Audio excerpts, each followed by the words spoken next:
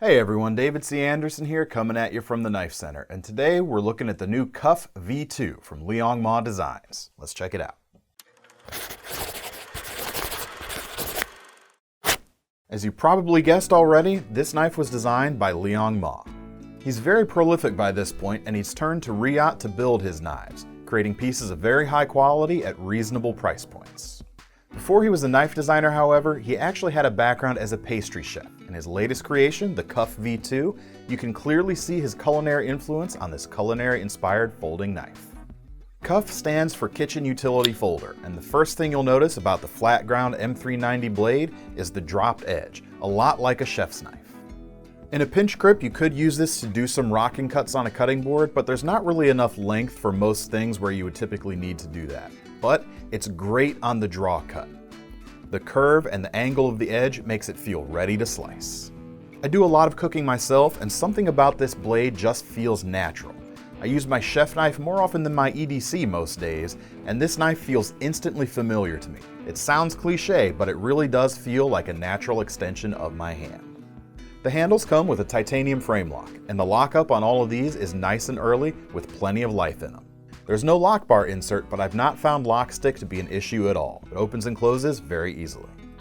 You can get the handles plain for a timeless look, or with a couple of different inlay options. We've got carbon fiber for a fancier version, and it has an inlay both on the front and on the back.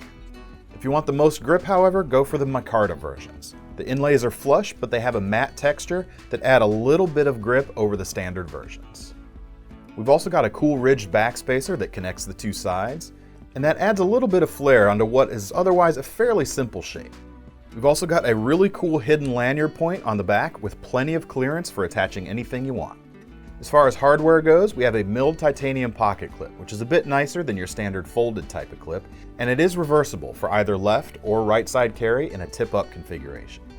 One nice consideration they've made is there's inset screws on both sides where you put the pocket clip.